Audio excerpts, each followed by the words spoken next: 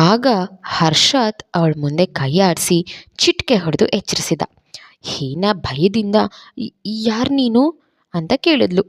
ಆಗ ಅವನು ಇವಳ ಮಾತು ಕೇಳಿ ಸಣ್ಣದಾಗಿ ನಕ್ಕು ಅವನು ಅದೇ ಪ್ರಶ್ನೆಯನ್ನು ಕೇಳಿ ನೀನು ಯಾರು ಎಂದ.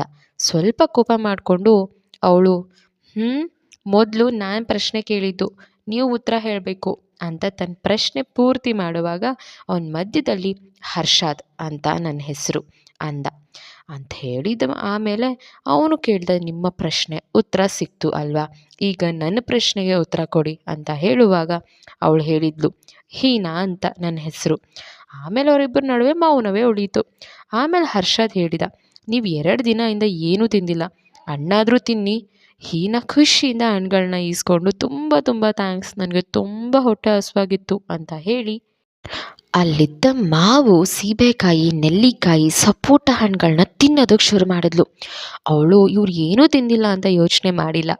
ಆಮೇಲೆ ಅವಳಿಗೆ ನೆನಪಾಯಿತು, ಅಯ್ಯೋ ನೀವು ತಿಂದ್ರಾ ಅಂತ ಕೇಳಿದ್ಲು. ಓ ಪರವಾಗಿಲ್ಲ, ಈಗಲಾದರೂ ಕೇಳ್ತಾ ಇದ್ದೀರಾ, ನಾನು ತಿಂದಿಲ್ಲ ಅಂತ ಹೇಳ್ದ. ಆದರೆ ಇವಳು ಹಣ್ಣುಗಳನ್ನೆಲ್ಲ ಎಂಜಲ್ ಮಾಡಿಬಿಟ್ಟಿದ್ಲು. ಅವನು ಅದೇ ಹಣ್ಣನ್ನು ತಿಂದ. ಹರ್ಷಾದ್ ಆಶ್ಚರ್ಯದಿಂದ ಕೇಳ್ದ, ನಿಮಗೇನಾಗಿತ್ತು, ನೀವು ಹೇಗೆ ಕಾಡಿಗೆ ಬಂದ್ರಿ, ನೀವು ಅಲ್ಲಿ ಯಾಕೆ ಬಿದ್ದಿದ್ರಿ, ನಿಮ್ಗೇನಾದರೂ ಪ್ರಾಬ್ಲಮ್ ಆಗಿತ್ತಾ, ನಿಮ್ಮದು ಯಾವ ಊರು, ನೀವು ಈ ಕಾಡಿಗೆ ಯಾಕೆ ಬರಗೆ ಹೋದ್ರಿ ಅಂತ ಒಂದೇ ಅವಸರನಲ್ಲಿ ಎಲ್ಲ ಪ್ರಶ್ನೆ ಕೇಳ್ದ. ಆಗ ಹೀನಾ ಹೇಳಿದ್ದು, ನಾನು ಮೈಸೂರಿನ ಯೂನಿವರ್ಸಿಟಿಯಿಂದ ಈ ಟ್ರಕ್ಕಿಂಗಿಗೆ ಬಂದಿದ್ದೆ, ಆದರೆ ನನಗೆ ದಾರಿ ತಪ್ಪಿ ಹೋಯಿತು. ಹಾಗೆ ನಿನ್ನ ಫಸ್ಟ್ ಇಯರ್ ನನಗೆ ಯಾರೂ ಅಷ್ಟು ಒಳ್ಳೆ ಫ್ರೆಂಡ್ಸ್ ಇಲ್ಲ.